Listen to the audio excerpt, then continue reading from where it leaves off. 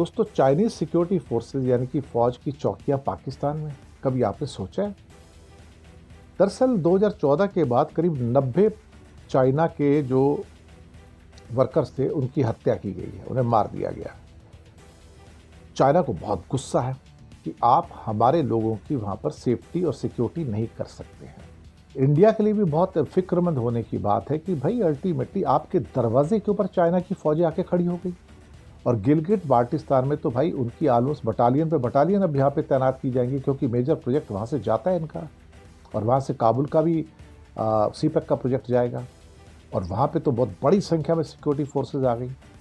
और यही वो एरिया था जिसको चाइना चाहता था, क्योंकि इंडिया के सर पर बैठ सकता है गिलगिट बाल्टिस्तान में बैठ के। और वही हुआ। हमारे लिए तो खतरा कई गुना बढ़ गया।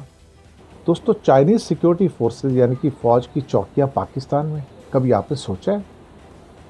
दरअसल 2014 के बाद करीब 90 चाइना के जो वर्कर्स थे उनकी हत्या की गई है, उन्हें मार दिया गया। चाइना को बहुत गुस्सा है कि आप हमारे लोगों की वहाँ पर सेफ्टी और सिक्योरिटी नहीं कर सकते हैं। ये जो बात निकल के आई है यहाँ पर, उसको लेके कहा जा रहा है कि चाइना का प्रेशर था पाकिस्तान पे कि तुम हमारे लोगों को प्रोटेक्ट नहीं कर पाते तो हमें चौकियां बनाने की इजाज़त दो, हमारी अपनी फ़ौज वहाँ पर रहेगी और वो हमारे लोगों की रक्षा करेगी, उनको सेफ्टी प्रदान करेगी। पाकिस्तान बहुत सालों से इसको रजिस्ट करता है कि हम अपने कंट्री में तुम्हारी चौकी कैसे बना दे भाई, तुम्हारी चेक पोस्ट कैसे बना दे जहाँ पर तुम्हारे जवान होंगे, फ़ौज होगी। लेकिन साहब, अल्टीमेटली पाकिस्तान को घुटने टेकने पर मजबूर होना पड़ा और अपनी सॉवरेनिटी के ऊपर कॉम्प्रोमाइज़ करना पड़ा है। अल्टीमेटली पाकिस्तान ने चाइना की जो चौकियां हैं उसकी परमिशन दे दी। और ये एक बहुत बड़ा कॉम्प्रोमाइज़ है सॉवरेनिटी को लेके। पाकिस्तान भला कोई दूसरे कंट्री की फ़ौज अपने कंट्री में अलाउ करता है क्या सेफ्टी सिक्योरिटी के नाम पे? लेकिन इतना प्रेशर डाला बीजिंग ने इस्लामाबाद के ऊपर कि वो सहन नहीं कर पाया। अल्टीमेटली उनको झुकना पड़ा। अब मुझे लगता है कि पाकिस्तान के लिए एक बहुत बड़ा कॉम्प्रोमाइज़ और ख़ास तौर से एक भरोसा ना होना कि तुम हमारे लोगों को सिक्योरिटी नहीं दे सकते तो हम अपनी सिक्योरिटी खुद लेंगे। और सब हर जगह पे, टॉप से लेके बॉटम तक हर जगह पे ये सिक्योरिटी गार्ड्स इनके रहेंगे, पूरी चौकियां हैं राइट फ्रॉम टॉप से। गिलगिट बाल्टिस्तान, उसके नीचे आपका इस्लामाबाद, पेशावर, सक्कर, क्वेटा, कराची, लाहौर, गवादर पोर्ट। छोड़ा क्या इन्होंने? कौन सा शहर छोड़ा? एक शायद हैदराबाद या फैसलाबाद छूट गया होगा, वहाँ भी आ जाएंगे शायद।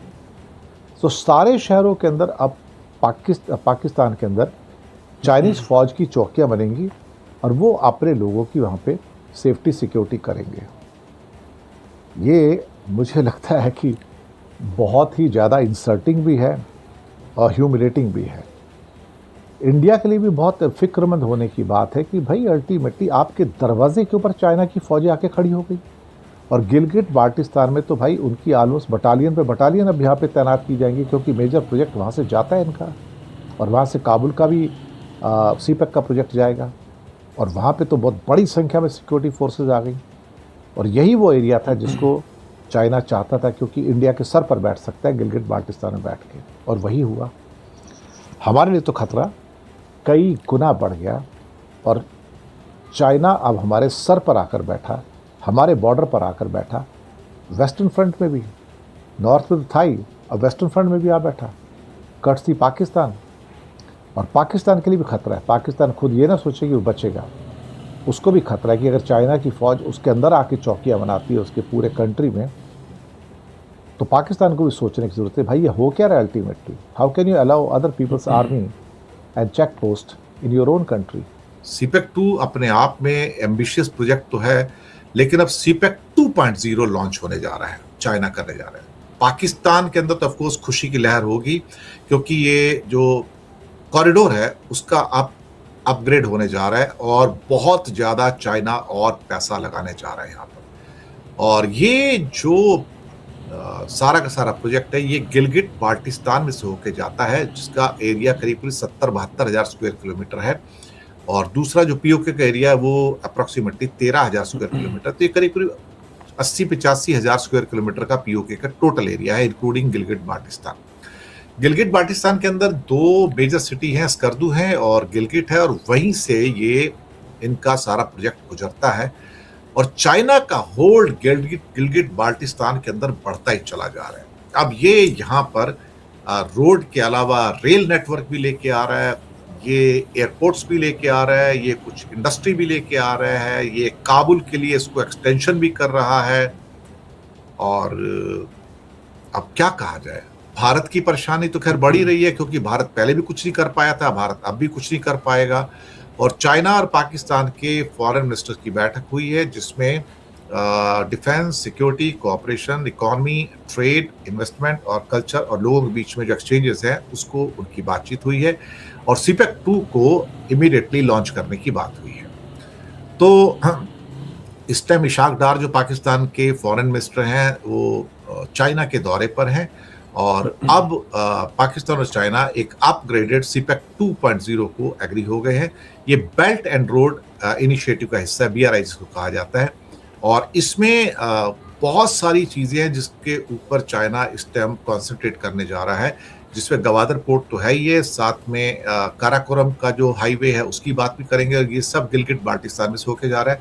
और इसकी वजह से जो पीओके का एरिया है वहां पर जो चाइनीज प्रेजेंस है वो बहुत ज्यादा बढ़ जाएगी, और यहाँ भी बिलियंस एंड अभी डिक्लेयर नहीं किया कितने बिलियंस हैं, लेकिन billions and billions of dollar China invest करने जा रहा है। एक किस्म से मैं पहले से भी बात करता आ रहा हूँ, वो मैं कहता आ रहा हूँ कि इनडायरेक्टली देखा जाए तो जो गिलगिट बाल्टिस्तान का जो एरिया है, जो पीओके का अप्रोक्सीमेटली आप कह सकते हो 80-85% एरिया तो वही है, बाकी जो मुजफ्फराबाद वाली बेल्ट तो बहुत छोटी है, 13,000 स्क्वायर किलोमीटर की, 70-72 हज़ार किलोमीटर तो यही है, तो करीब 6 गुना उससे है, तो 80% तो यही हो जाता है पूरे पीओके का। तो ये ऑलमोस्ट देखा जाए तो चाइनीज होल्ड में है। और मैं कई बार इस बात को कह चुका हूं, अगर कभी इंडिया पाकिस्तान की पीओके के लिए जंग हुई तो इंडिया का मुकाबला गिलगिट बाल्टिस्तान के एरिया में, जहां 70-72 हज़ार स्क्वायर किलोमीटर का एरिया है, पाकिस्तान से नहीं होगा, चाइनीज आर्मी से होगा, मैं आपको बताऊं, और चाइनीज एयरफोर्स से होगा।